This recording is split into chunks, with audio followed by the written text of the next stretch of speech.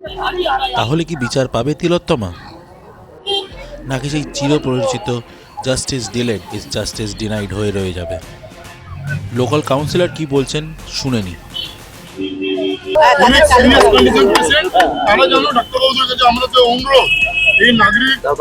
সাধারণ মানুষ অনুরোধ করছে, আপনারা হেলথ চেক আপ বা এমার্জেন্সি আউটডোর চালু করুন, আপনার আন্দোলন আপনি করুন, আমাদের কোনো আপত্তি নেই। আজকে দেখেছেন মুখ্যমন্ত্রী তার বাড়িতে ঘুরে এসছেন, তার আগে প্রত্যেকটা পয়েন্টে উনি বলেছেন আমরা রাজি, যে কোনো রকম সিবিআইয়ের জন্য মুখ্যমন্ত্রী রাজি হয়ে গেছে। মানে যেটা দাবি তোলা হচ্ছে সবেতেই মুখ্যমন্ত্রী এবং রাজ্য সরকার হ্যাঁ বলছে। তো এখানে যে কোনো মৃত্যু খুবই দুঃখজনক, এবং যে ঘটনা ঘটেছে এই ঘটনা একটা নক্কারজনক ঘটনা, কঠিন থেকে কঠিনতর শাস্তি আমরা সবাই দাবি করছি এই ছোট বোনের জন্য। কিন্তু কথা হচ্ছে তার সাথে সাথে যে আমাদের শয়ে শয়ে পেশেন্টরা, মৃত্যু পথযাত্রী পেশেন্ট যারা বনগা, সুদূর বনগা থেকে আসছে, বসিরহাট থেকে আসছে, উত্তর 24 পরগনা থেকে আসছে, এবং সারা বাংলা জুড়ে যে যেখানে আমাদের অনেক গরিব মানুষ আছে যারা হসপিটালের দিকে তাকিয়ে থাকে, এবং হসপিটালে তারা পেশেন্টদের নিয়ে আসা হয় পরিষেবা দেওয়ার জন্য। সেখানে থেকে দেখা যাচ্ছে আজকে কদিন ধরে আউটডোর যেমন বন্ধ আছে, তার সাথে সাথে এমার্জেন্সিও বন্ধ আছে। রাস্তায় অনেক পেশেন্ট মারা যাচ্ছে, কিন্তু এই মৃত্যুটা তো আমাদের কাছে কাম্য নয়।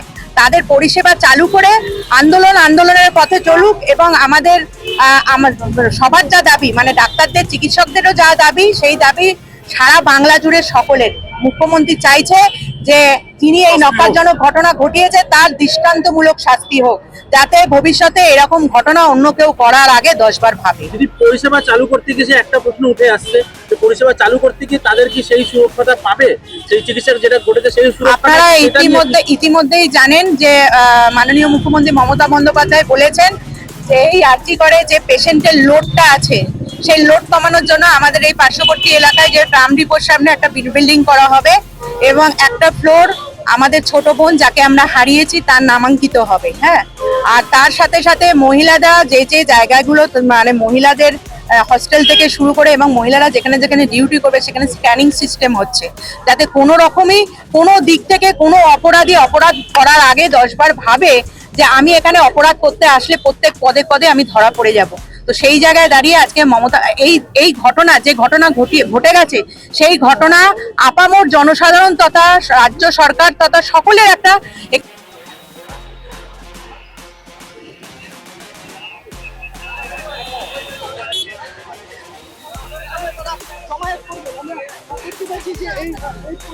লাগানো হচ্ছে ন্যায় বিচারের জন্য প্রতিবাদ হচ্ছে, পরিষেবা চালু রেখে এই পোস্টার চালানো হচ্ছে। রয়েছেন রয়েছেন আরো অন্যান্য মানুষজন। স্বাভাবিকভাবে রোগী পরিষেবা বন্ধ থাকার জন্য মানুষের দুর্ভোগ, সেই বিষয়টি তারা তুলে ধরতে চাইছে।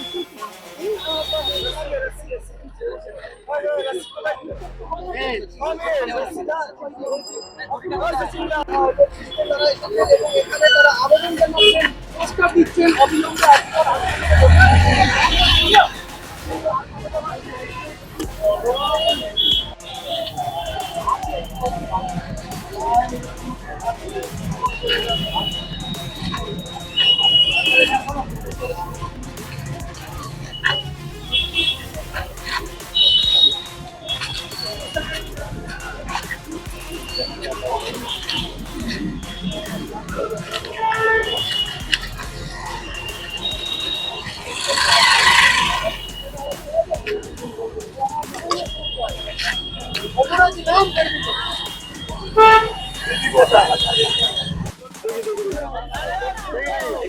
একটু সাইড দেন না দাদা, একটু সাইড দেন না।